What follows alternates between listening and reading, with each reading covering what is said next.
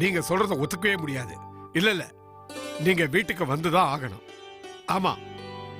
அட, இவ்வளவு தூரம் சொல்ற, நீங்க கேட்க மாட்டீங்களா? அப்ப சரி, அப்படி சொல்லுங்க. நான் வச்சிடுறேன். ராஜா அண்ணன் தான் போன் பண்ணாரா? வராராமா?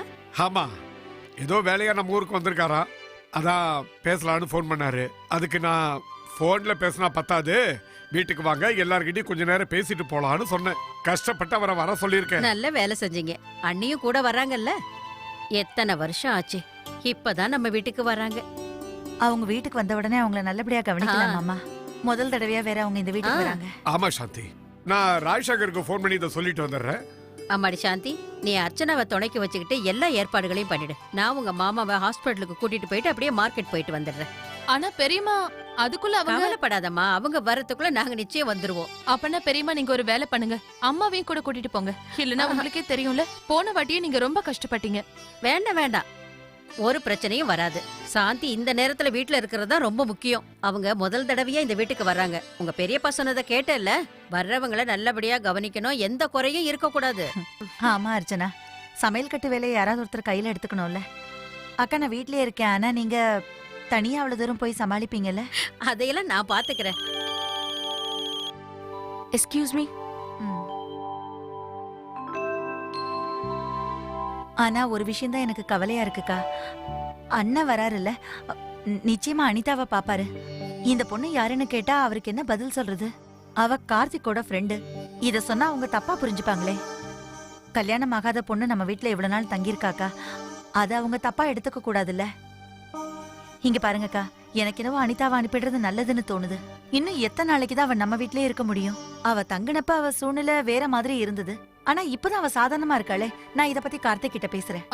இல்லம்மா, இப்ப பேசினா அது சரியா இருக்காது. இப்போ சடனா அவளை கிளம்புன்னு சொன்னா அவ வருத்தப்படலாம் இல்லையா? அது மட்டும் இல்லாம அவளுடைய அசைன்மெண்ட்டும் இன்னும் முழுசா முடியலமா, பாதியிலேயே நிக்குது. அத பாதியில அப்படியே விட்டுட்டு போக முடியாதே. நீங்க ஒண்ணும் கவலைப்படாதீங்கம்மா, நான் பாத்துக்கிறேன்.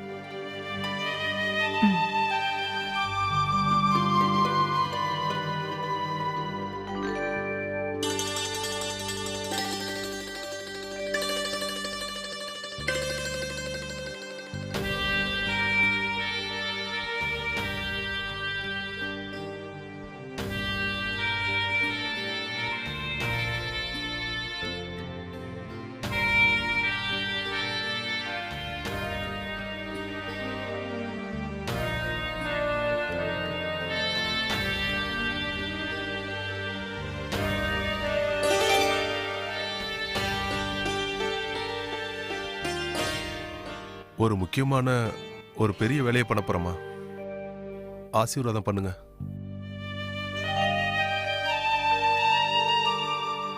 என் ஆசீர்வாதம் என்னைக்கும் உனக்கு இருக்கும். அப்பாவை பார்க்க வந்தியா? தூங்குறாரு. பரவாயில்ல, இருக்கட்டும். அவருக்கும் சேர்த்து நானே உனக்கு ஆசீர்வாதம் பண்றேன். நீ எந்த வேலை செஞ்சாலும் அந்த வேலையில உனக்கு வெற்றி மேல வெற்றி கிடைக்கணும். நீ எப்பவும் சிரிச்சிட்டு சந்தோஷமா இருக்கணும்.